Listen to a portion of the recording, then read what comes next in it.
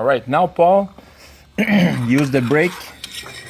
Put some lines here so he slowly bent a bit, and then we put it here, and then using ordinary caliper, we put half of the exterior dimension until this was flush with half of it. Now they're perfect. They go together.